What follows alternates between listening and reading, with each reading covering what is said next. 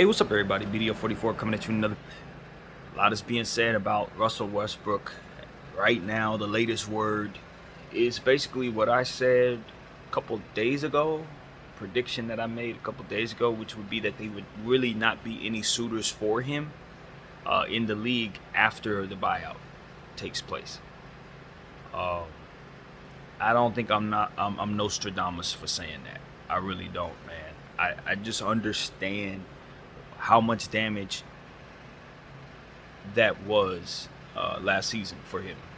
It was a perfect storm, man, or imperfect storm, unfortunately. It was playing for the Lakers, playing next to LeBron James, playing as poorly as he did, reacting to it the way that he did. Um, it was just all bad. And then when you look at the fact that the contract that he was on, that compounds it even more so, much more so. And then you got the peanut gallery on the sideline with the blooper reels every day, running his value into the ground even further. Like I always say, in the NBA, you got to be very careful about two things. I think I'm learning. Well, it's probably three. The knowledge of the cap, that's important for all parties. Everybody in the NBA should have some knowledge of the cap, even the dang water boy. Everybody should understand this to some degree. That's the first thing. The second thing is taking care of the main thing, which is the game itself. Don't lose sight of what it is that you're there for. You're there to play basketball. So whether your goal is to win a championship every year or make $500 million, take care of basketball. That will get you your goals. That's what I've learned. And the third thing is be careful how you treat people when you're at the top, because the fall is fast, and on the way down, you get kicked by all those people you were standing on. Now, I don't know that this applies to Russell Westbrook. I don't know this. But I do know that he was on top for a long time, unapologetic, stepping on toes, making some people unhappy with the style of play that he used at times. You know, that whole thing with KD, him leaving town.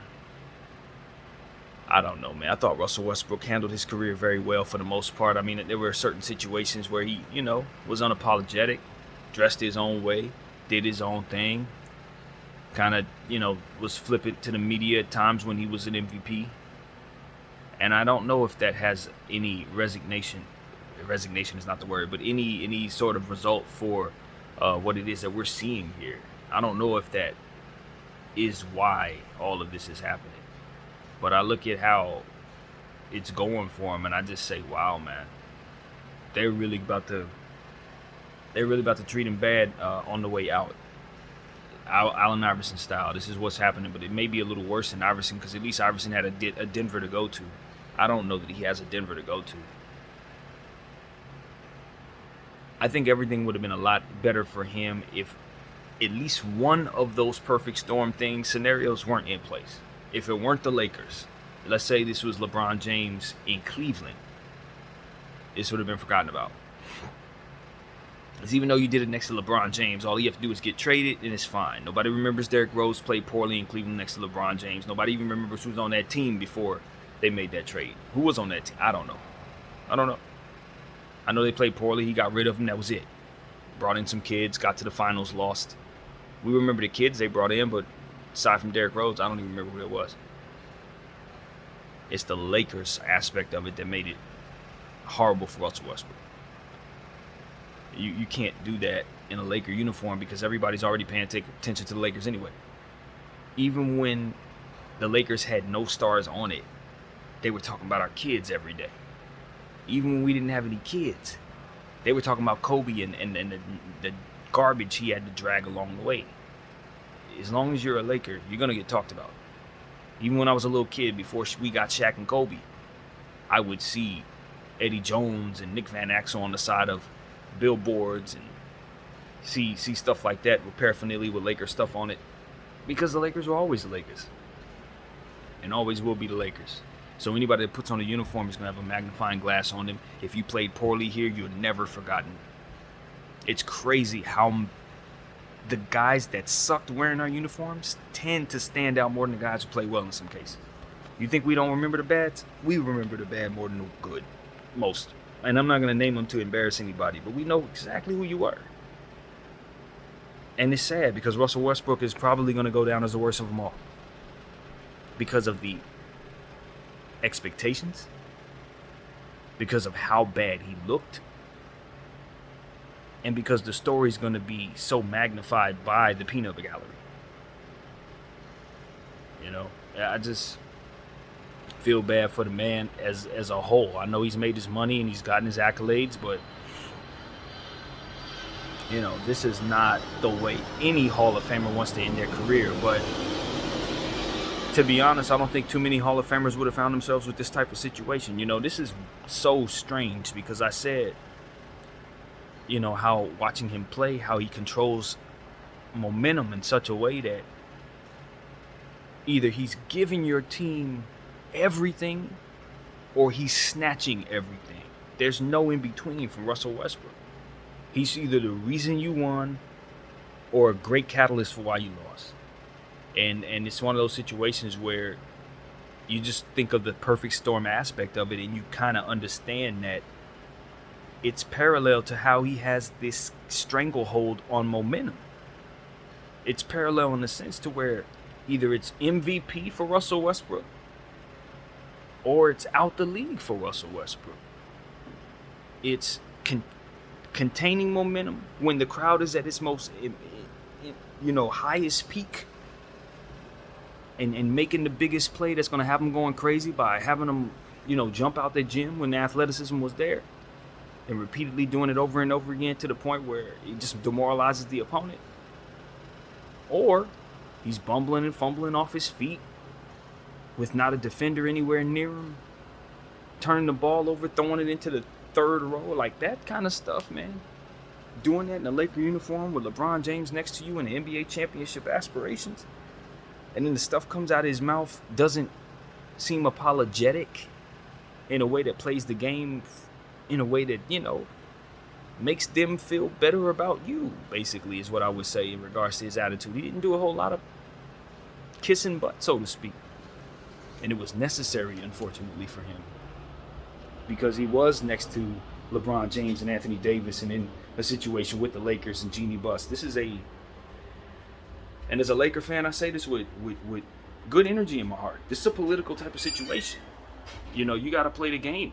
You can't just walk in here and just, quote unquote, be unapologetic and not see the fruit and kind of playing along with other people's games in terms of maybe I don't like you, you don't like me, but you better drink Lobos with me because, we trying to make this thing happen. Like, these are $1 billion people you're talking about here. So when you come in, I'm going to do my own thing. I'm going to play my game. If it don't fit with others, so be it. I don't like the coach.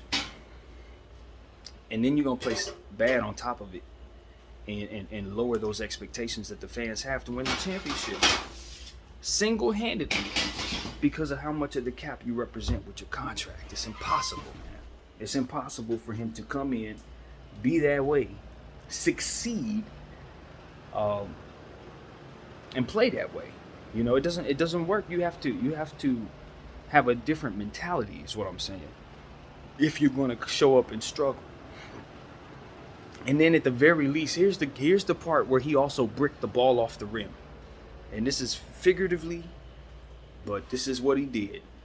When it's time to sign that extension, and you look around and you see guys going for 7 picks who ain't worth that, and you look over and you see James Harden taking a pay cut, you look over and see Dame Lillard taking $61 million a year, you look over and see Kevin Durant, one of the greatest players of all time, unhappy in this situation, wanting out, and they can't move him. Okay? We're talking about chess, not checkers. You got to make a decision. It seems like he made one. I don't know if he was aware of his options, but he made a decision nevertheless in this vein. Hear me out.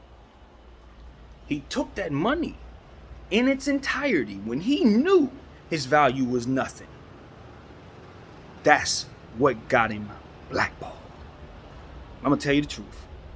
That's what put the nail in the coffin for Russell Westbrook, in my humble opinion, ladies and gentlemen. It was doing what anybody else would do, simply opting in and taking the money. he should have left something on the table. And I'm not saying anybody else should have left nothing on the table. He, in his unique circumstances with this perfect storm, should have seen the fruit and leaving money on the table, or the decision, the or to that, which is ultimately what he made, was take the money and accept the fact that you shut the door in your career, because everybody's going to realize that you're basically you're basically saying, you know what, I'm cashing out. I'm cashing out. I know I'm not worth this. I'm not interested in making the team better than I'm on. I'm not interested in doing anything but taking my last check. And so you know what they're going to make that look like to you? Your last check for real. I'm telling you, that's exactly what it is. Why? Because they're punishing him for the perfect storm that he created by playing poorly. Because Skip Bayless is going to look at him and say, I don't say nothing if he don't play bad. You know, Shannon Sharp going to say the same thing. All the guys that say anything about his name, they all going to look at him and say, if he plays well, we're hailing him as the MVP. We gave him his praise. Now it's time to give him his criticism. And if he can't take that, then he shouldn't be up here smiling when we give him praise. And that's going to be always what they say. And whether it's fair or not, that's what they have. That's the fail-safe for their situation. So I look at Russell Westbrook, I say, thank God this man has made his money. I can't feel sorry for him because he's made it. He got his Hall of Fame career going. He got all of that, just like Allen Iverson. And I don't know who made this point, but it's not one I've made on my own. I heard one of the pundits say this, but I agree with it. If he can just get some years away, maybe retire right now and get maybe 3-4 years away from his career, we'll get away from all of this and we'll remember Russell Westbrook for the triple doubles and things of that nature, more so than the struggles here in Los Angeles. He just needs to get some distance and some time in between this situation and himself. That's what I honestly think needs to happen. Because at this point, looking at Russell Westbrook, it's just everybody's a prisoner of the moment. And the thing about the era that we're in, and probably the last 10 years, is that everybody is stuck in the now and then moves on very quickly. We get stuck in the now and then we move on just as quick. But we don't realize that we move on just as quick. It's just as if time has moved naturally when it's really been instantaneous. We're moving on. So the reality is, the possibility of his value changing rather quickly, just as it has, is probable. I think, and I said this at the beginning of last season, and I think that the possibility of this being the case could be the case now.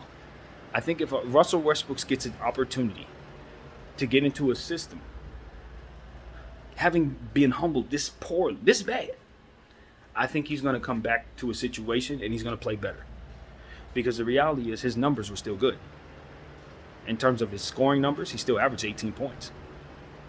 You know, he still averaged enough assists to make him an NBA player. To be honest with you, Russell Westbrook is still somebody you want to own on your fantasy basketball team if he can get somewhere to play. Now, me personally, I didn't draft him on any teams because I don't think he's going to be playing anywhere. But if someone takes a chance and gives him the ball, like say Utah trades Donovan Mitchell and then puts him on the floor with a bunch of nobodies, he's going to average his triple-double just like he always has. It's what he does. I think half of the turnover issues that we had was two things. One, the Lakers. That was too much for him, man. I think that meant too much to him. I think the struggles got in his head early. I think the futility of the style of play became evident to him early. It got in his head early, and the struggles did not go away. I think that's what happened. I think he saw like I saw. I can't play this way nor win this way. I think he understood that about as soon as I did, which was probably about 2 weeks into the season. He started having issues with not being able to have a center on the floor, for which I always tell y'all is a fail-safe for Russell Westbrook and many other players like him. If everything else goes wrong, they just dump the ball off to the big man. The big man gets the assist. A lot of plays that are otherwise broken are fixed because of the presence of that big dude, which is why I love the fact that Michael Jordan got Mark Williams for LaMelo. Same thing. Because you have a big dude like that, the play can be broken. He's going to pick it up. He's going to dunk it. You know what I mean? Big target. So when Russell Westbrook doesn't have that Steven Adams, when he doesn't have that Clint Capella, he's lost those possessions that otherwise have turned into good possessions.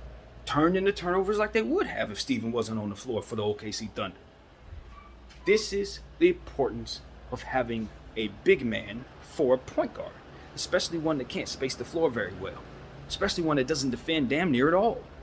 And that's another thing Russell Westbrook's going to have to be honest about. His defensive game, he ain't an NBA player defensively, and he ain't an NBA player shooting the ball, and that's just the reality of it. It's like, you can tell a guy to go work on certain things, but the truth is, you're elite at certain things, and you may not be elite at other things. And when you get to the nitty-gritty of Russell Westbrook's game, what we found out is he's an NBA athlete, an elite one.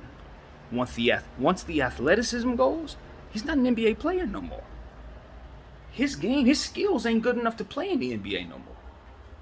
He's not naturally talented in the areas that will make him a good floor general, that will make him a good spacing threat, that will make him a good help defender. None of that stuff is his game, man. He puts pressure on the rim. He gets to one spot to the next faster than anybody else, explodes harder than anybody else, and makes you feel the pressure of that by doing it repeatedly.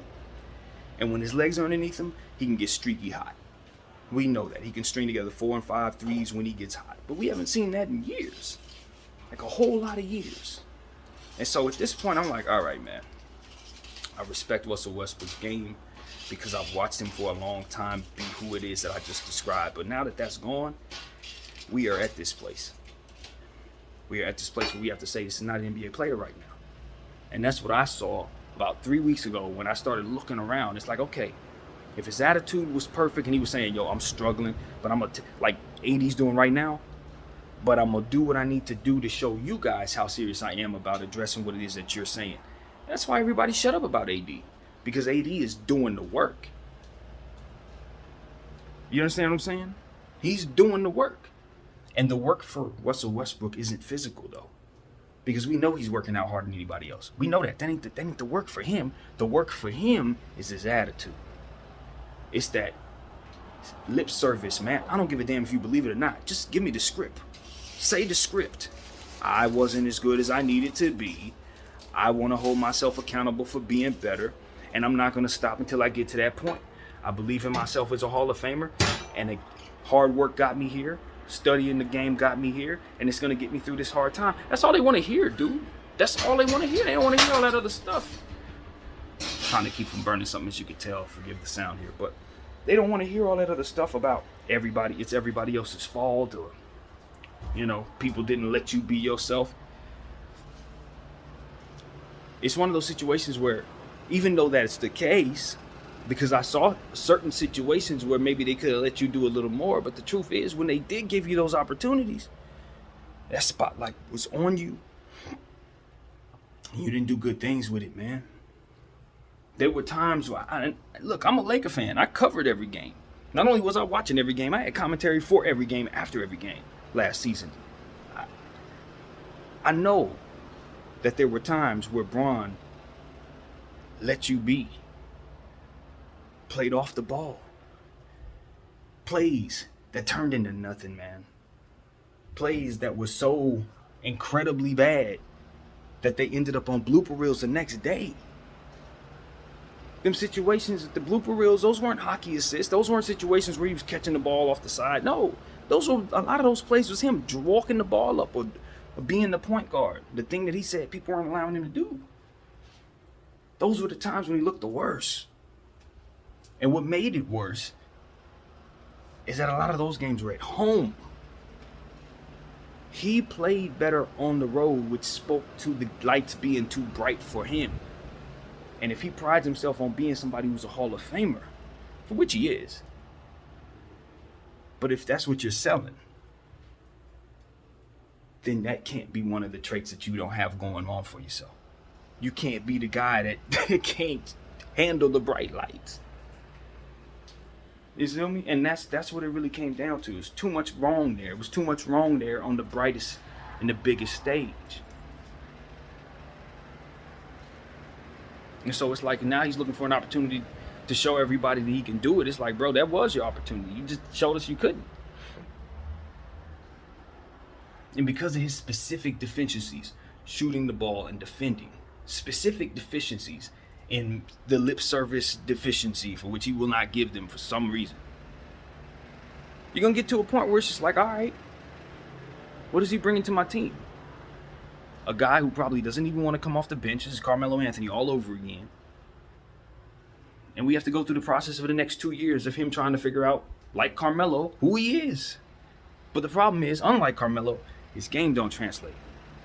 At least for Carmelo, you could say, well, he can stretch the floor. If nothing else, he gets his conditioning going, gets the kickstand going, you get the Melo experience. Westbrook, that's not what you're getting there. He turned the ball over when he was at his best. When he was doing all the great stuff that he was doing that made him MVP, the turnovers were there, the brick shots were there, the bad decision making was there. So now the athleticism is gone and you're left with all of that only. There's no opportunity to give him. Why? If you heard my video earlier today, and I've made several of them, I mentioned how the Los Angeles Lakers picked up some players this offseason that I didn't have any problem with us turning around and trading right away, because there's a bunch of guys behind them that are really, really good. The Jay Huffs, Scottie Pippens, guys we just picked up and really, really believe in. I want to see them get opportunities as soon as they're very much ready. As soon as they're ready, they need to be stepping in front of the guys that we just picked up. In my humble opinion, because they have more upside. That's the problem with Russell Westbrook finding a spot in this league. There is too much upside outside of the league. Guys that are in the G League that we know can play right now. Guys that we know. McCoy, a guy on his very own team that doesn't have a spot, that I'm super excited about, that's going to be stuck in the G League just because of the presence of so many guards on our team. We don't have a role for a struggling player. Neither does anyone else. That's the reality of it. As I've been telling you guys for a year now, I think the answer to the NBA's problem is expansion, because they have a surplus of talent. You got guys on top of guys that are not getting opportunities, guys that are underdeveloped in situations where they just need to get the hell out of there so they can play. There is no place in this league right now amongst these 30 teams that I feel can take a chance on Russell Westbrook. None of them, based on everything that we said. The deficiencies on the floor, mostly shooting and defensively. If you can't do nothing at all, you had better be able to stretch the floor right now. And see, what he does do doesn't provide enough energy for what he's given up. Like, yes, he's going to put pressure on the rim. Yes. But he's a good free throw shooter? No. So you're taking away some of that. It's like, all right, if he shot maybe 85% from the line, I could at least say, well, that's a good source of I can get 30 points of him just running at the rim every night. But instead, all you're really looking forward to is him getting a couple guys in foul trouble, and then you weigh that against his turnovers. Not too exciting. You weigh that against the brick shots. Not too exciting. You weigh that against the blow-bys. Not too exciting. You know what I'm saying? It's just, there's no reason. You have to do too much to fit him in based on his deficiencies. Unless he wants to come off the bench. Then you can make him, slot in as his very own self. Maybe put him in with players that can shoot. Maybe some wing defenders that can shoot, something like that. A bunch of Jalen Smiths and DeAndre Hunters. And then you feel really good about getting the most out of Russell Westbrook. Slap him down there with a good center. Bam. He can do something, at least get 35 wins for, a decent team, right? But who's looking to do that this season? I think it was Brian Windhorst who said it. I'm not certain, but the point was made. Most of the teams that are in that 8, 9, 10 range this year, they're going to want to fall out of the play-in tournament for an opportunity at Victor Wembanyama. So as to where maybe a San Antonio might be interested in bringing in Westbrook and letting him play, they're not going to want him and his winning ways or his winning intentions getting in the way of them tanking to high hell, or him getting on their team, losing, being unhappy with the circumstance, and ultimately causing problems for the locker. You know what I mean? He clearly sees himself as an NBA Hall of Fame player, as we've mentioned already today. So it's like, if you're bringing him in, he has a mentality, and you ask him to play a role that he ain't gonna like. Now you got insubordination issues possibly. Now you're It's even if he's not insubordinate. Here's an aspect that you got to consider. Now it's the awkwardness that you put other employees in for having to communicate these things to a Hall of Famer. It makes the world awkward for them. Now it's like, all right, am I stepping on eggshells, even if he is cool? Before that, am I anticipating him being cool? How do I have to approach this situation just to communicate my wishes, and will he take well to that? Nobody wants to deal with a guy who's been a superstar, whose value is dropped to the ground, who ain't gonna be able to play right, and who ain't gonna have an attitude, that's gonna help the guys. And see, that's why I thought he was doing such a fantastic job in the summer league, because what he was doing was checking that box off. I can go into your locker room, and I don't care if we winning, losing, or otherwise. I'm going to be here, and I'm going to play it right. That's what he had going for himself up until about a week ago. That's why things have changed so dramatically for Russell Westbrook, because that ultimately hurt him the most in the short term as it pertains to how people are looking at him in terms of acquiring him right now. Because it's like, all right, I can trade for Russell Westbrook, and if we work it out, the thing about it is, okay, I'm going to buy him out, right? But after buying him out, he might be able to come back around. Maybe he can come back to my team. Maybe he can come back to your team. It's one of those situations where it's like, if we got young guys like Houston or OKC, if he's going to help those guys and doesn't care about playing, and he can be an assistant coach for the guys, hell, we can put him in as a Udonis Haslem type of guy in certain situations for a minimum contract, and he can just stay in the league hovering around trying to help young guys. There's a role for that. But his attitude, nobody's going to choose him for that. When you look at the type of deficiencies he has, you don't necessarily want him tutoring the guys unless they have his specific strengths, which very few do. And if they do have his strengths, then you are going to tell yourself you don't want his weaknesses to rub off on them, his ways that they don't like to rub off on the kids. See, it's just a perfect storm, y'all. I'm trying to tell you. It's looking horrible. I think the best thing that Russell Westbrook can do right now is see the process through.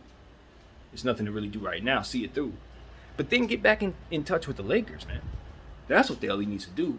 You go back to the team that you just struggled with, and you go back to them on a minimum contract. That's the only place it's going to take you. And see, I already saw that. I'm ahead of that one.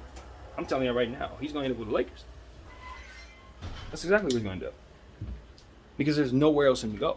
It's either that or Shanghai. Seriously. And I don't think the Lakers only have a bad taste in their mouth about Russell Westbrook, the player. After everything I've said, I don't think that. Because he did average 18 points in our uniform. After everything I've said, a lot of what was wrong was the guise of all the things being magnified by his name being mentioned every day. Understand the reality of his struggles was most of those struggles took place in the first half of the season. Once we put a center on the floor, start surrounding the team with players like Stanley Johnson and Wenyen Gabriel. Once we started entering 40 Jones in the situation, you started seeing a better Westbrook. Those players who were defensive, who took away his defensive deficiencies and put more of an emphasis on the things that he did well by allowing him to be himself. When AD was able to come back and provide a centerpiece, then you start seeing Russell Westbrook play good basketball. And by the end of the season, he was pretty good for us. And a lot of that is not going to be remembered at all. But that's what he needs to hang his hat on as it pertains to being able to show people what he can do. Because the last time we saw him, he didn't look his worst. He didn't. And that's key. That's very key. I think that's his saving grace. That he can show footage of the final month of the season where he legitimately had some good stretches of basketball for the Lakers. Unfortunately, that's not what Skip is going to be showing every morning.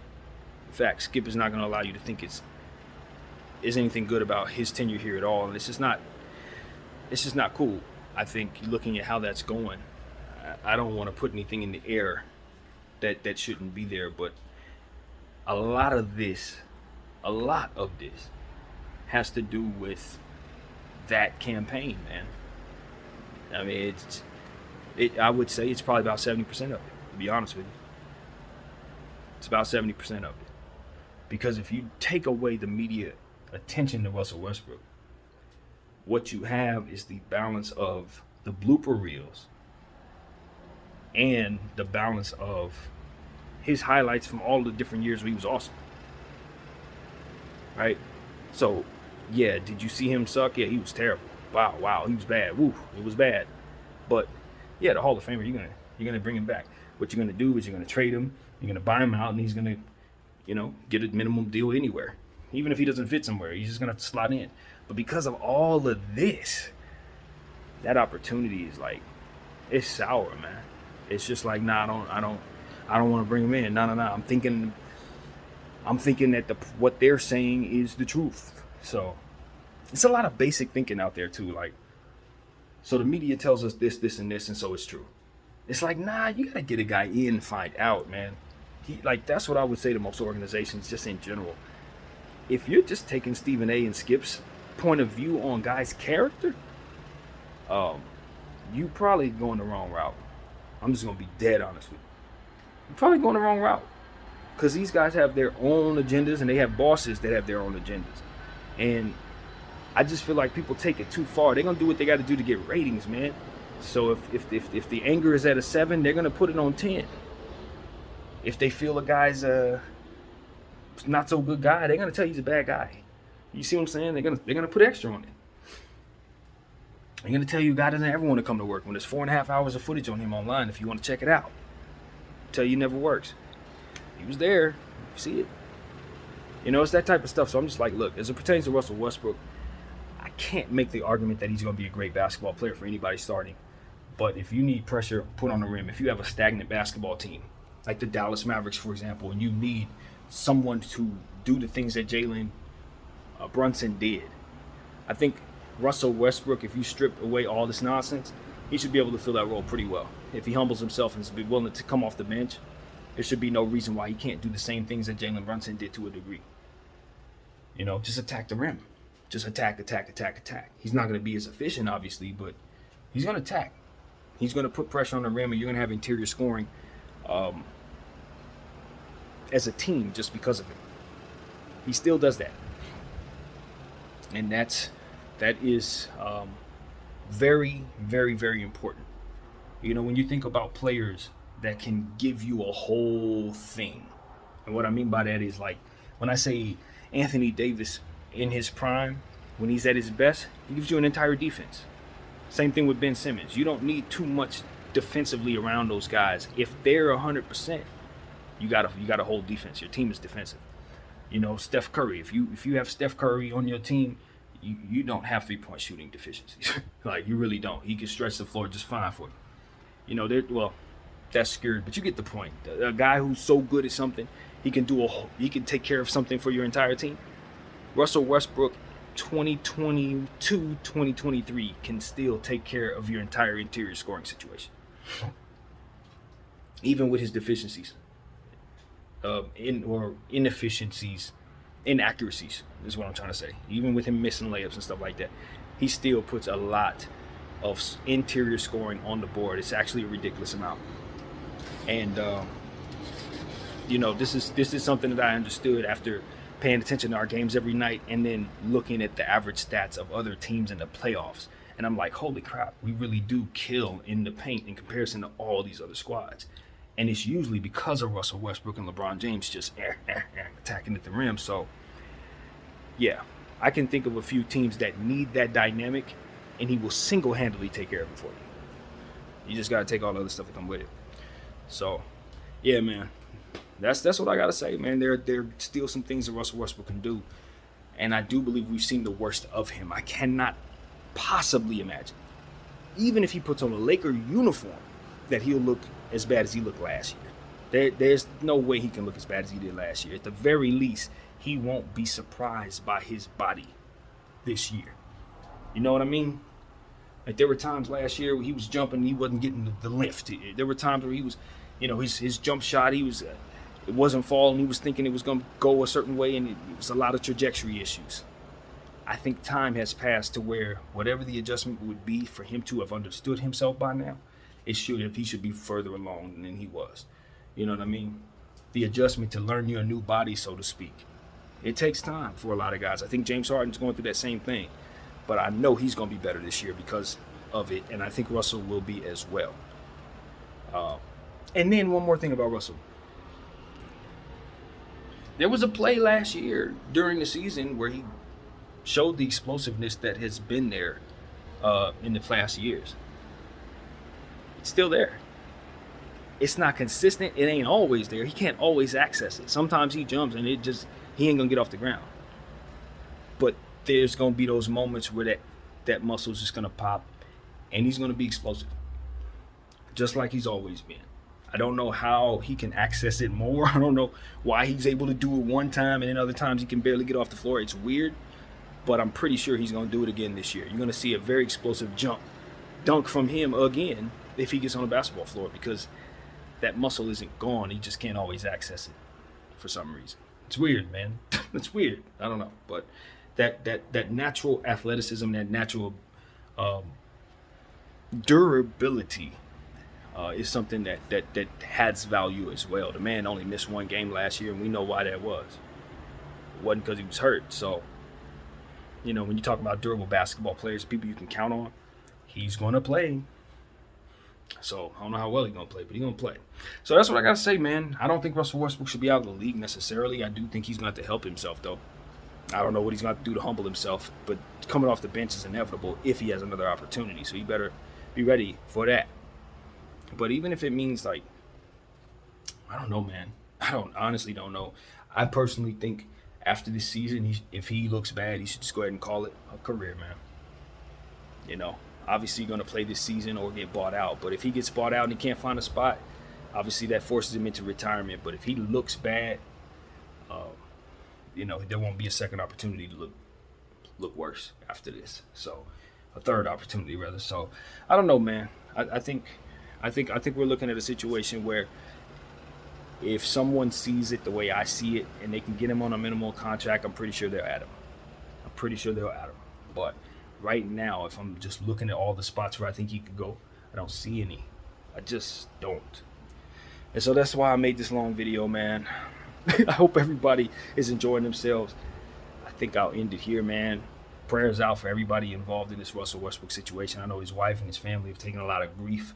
I know they probably got a lot of frustration in their hearts for the media and those who have done this, you know, this thing in regards to bringing this value down by way of their mouths. But there's one thing he can do for sure, and that's reestablish his commitment to the Lakers.